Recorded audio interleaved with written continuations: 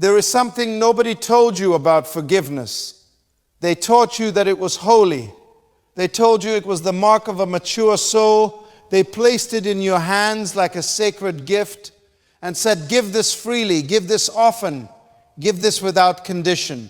And you believed them because you wanted to be good, because you wanted to please God, because somewhere inside you, you genuinely believed that if you could just love this person purely enough, consistently enough, something would finally change. But nothing changed. And now you are exhausted in a way that sleep cannot fix, depleted in a way that prayer has not yet touched. You are still forgiving, still opening the same door, still extending the same grace. And the person on the other side of that grace has not become more grateful. They have become more comfortable. That is what nobody warned you about. Forgiveness is one of the most powerful gifts God ever placed inside a human heart. But forgiveness was never designed to be used without wisdom walking beside it. When mercy operates alone, without discernment, without boundaries, without truth, it does not produce healing. It produces access. And access in the hands of someone who has never been held accountable for what they do with it becomes something dangerous. You need to understand the difference between two things that many sincere people spend years confusing. Forgiveness is what happens inside your heart. It is the decision to release bitterness, to refuse revenge, to lay down the poison of resentment before it destroys you from the inside. Forgiveness is for you. It cleanses your spirit. It keeps your heart positioned before God. It protects your soul from the corrosive weight of hatred. And yes, God asks you to practice it, genuinely, deeply, completely. But forgiveness is not permission. Permission is what you give when you continue allowing someone back into your life without requiring anything to change. Permission is the open door you leave unlocked no matter how many times the same harm walks through it. Permission is what you accidentally grant every time you absorb mistreatment and respond with availability. And permission in the life of a narcissist does not produce gratitude. It produces confidence. Confidence that no matter what they do, you will still be there. That your tears will always come attached to your loyalty. That your pain will never actually cost them anything real. And when someone learns that lesson, why would they ever change? This is the dangerous cycle that so many loving, praying, sincere people find themselves trapped inside. They keep forgiving. They keep hoping. They keep believing that one more act of grace will finally reach something in the other person that all the previous acts of grace somehow missed. But the problem was never the quality of your forgiveness. The problem is that forgiveness without consequence does not confront. It accommodates. God is a God of love, but He is also a God of truth. And truth does not bend itself to preserve the comfort of unrepentant behavior. He does not call abuse love. He does not call your disappearance humility. And He is not sitting quietly while you slowly lose yourself in the name of mercy. There comes a point where God begins to intervene, not with anger, not with condemnation, but with the kind of love that refuses to watch you continue dismantling your own dignity in the name of devotion to someone who has not earned that devotion. He begins to make you uncomfortable with what you once tolerated.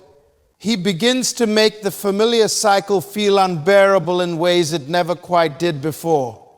He begins to remove your capacity to excuse what you once explained away so easily. He opens your eyes.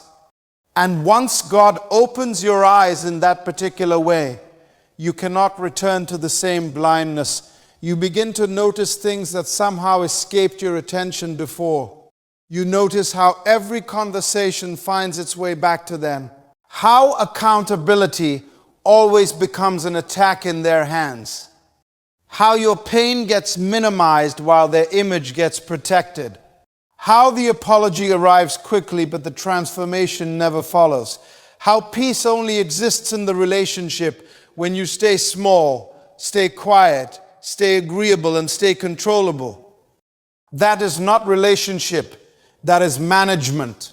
And you were not created to be managed. God never designed you to spend your days proving your loyalty to someone committed to dishonoring what He placed inside you. He did not form you in His image so that your life would become evidence of another person's disorder. He breathed purpose into you, real purpose. And that purpose cannot fully emerge from a soul that is constantly occupied with surviving the same emotional cycle month after month, year after year. Some people stay because they think staying is obedience, but staying is not always obedience. Sometimes staying is fear wearing the clothing of faithfulness. Sometimes staying is guilt pretending to be love. Sometimes staying is the result of being taught that holiness means absorbing whatever comes your way without complaint, without boundary, without the self-respect that God Himself models when He separates light from darkness. God separates, He always has. He separates truth from deception.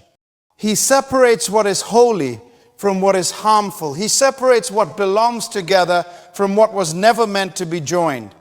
So why do so many people believe they must hold together what heaven itself is working to expose? When God brings separation into a situation like this, it is not always punishment for the narcissist. Often it is rescue for you. It is the hand of a loving God removing you from an atmosphere that has been quietly eroding your peace, distorting your sense of self, and weakening your ability to hear Him clearly. He knows that some people will never understand the value of what they had until the access is gone. He knows that the most loving thing He can do for you in this season is interrupt what you were too emotionally exhausted to interrupt yourself. That interruption may already be happening. The growing discomfort you feel, the way the old excuses no longer satisfy the way they used to.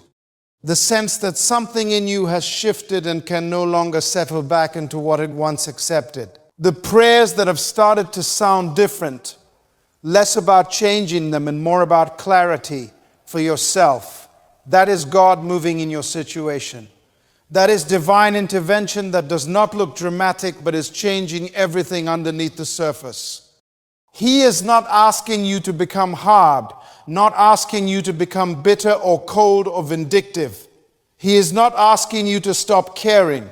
He is asking you to care with wisdom, to love with clarity, to forgive completely in your spirit, while finally understanding that the forgiveness in your heart and the access you grant to your life are two entirely separate things. You can forgive fully and still close a door. You can release someone completely and still refuse to reopen what God has been asking you to shut. You can wish someone well from the depths of your soul and still understand that wishing them well does not require you to keep offering yourself as the place where their unaddressed wounds get worked out at your expense. That is not a lack of love. That is love that is finally matured into wisdom. There is also something God may be revealing about you in this season, not to condemn you, to free you, because sometimes the reason the cycle kept repeating was not only about what was wrong with them.